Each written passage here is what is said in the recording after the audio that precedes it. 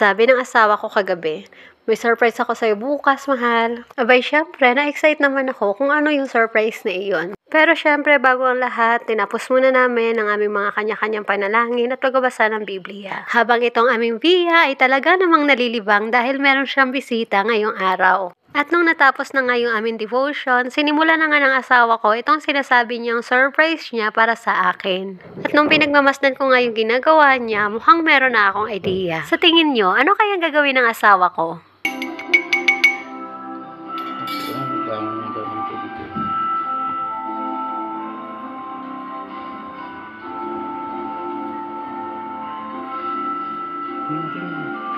Aba, may pa-coffee latte nga tong asawa ko para sa aming breakfast ngayong umaga.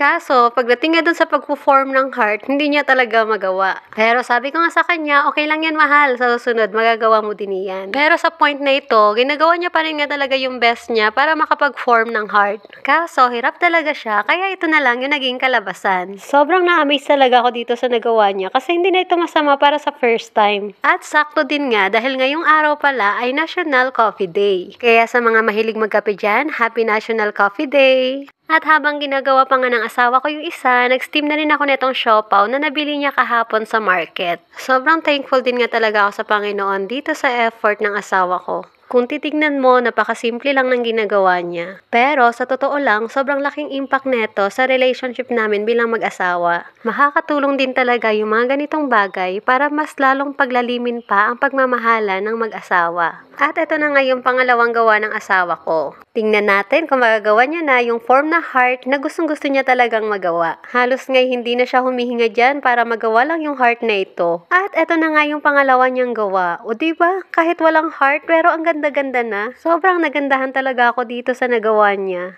Sabi nga ng asawa ko, siya muna daw yung first taste. Naninigurado ata na hindi siya mapapahiya sa kanyang ginawa. Nung nakita ko nga yung mukha niya, nako, na-excite na din akong tikman yung kanyang coffee latte. At eto naman nga yung breakfast ni Via ngayong umaga, oatmeal at powdered milk. Sakto din nga na okay na din itong siopaw na na-steam ko kanina pa. Kaya dinala ko na din agad ito doon sa labas. Mas feel talaga namin kumain doon sa terrace. Ang sarap lang talaga sa feeling na habang nagkakape ka, nakikita mo yung magandang nilikha ng Diyos.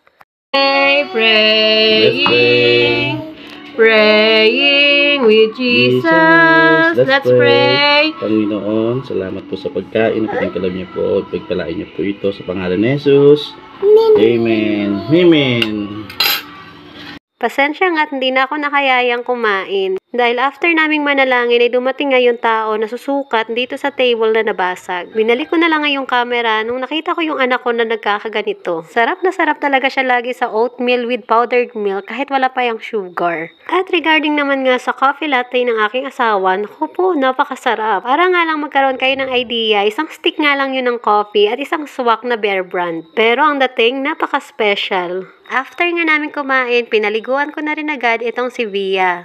Kaya looking fresh na naman nga ang baby namin. At ready na naman siya na mag-build ng kung ano-anong mga project. Ito nga yung sinasabi ko kahapon sa video ko na kadalasan talaga mag-isa lang siya na naglalaro dito. Magkakaroon lang siya ng kalaro tuwing Sunday at saka Wednesday. At sakto Wednesday nga ngayon, kaya mamaya meron siya ulit mga kalarong bata. At kapag ganyan nga na naglalaro na siya, we take the opportunity na rin na matapos yung mga dapat naming tapusin. At syempre kadalasan, sinasamahan namin talaga siya sa paglalaro. Maliban lang kapag ganitong Wednesday dahil meron kaming gawain tuwing hapon. Kaya pag ganito nga, yung asawa ko ay talagang busy na din sa pagpe-prepare ng kanyang ituturo.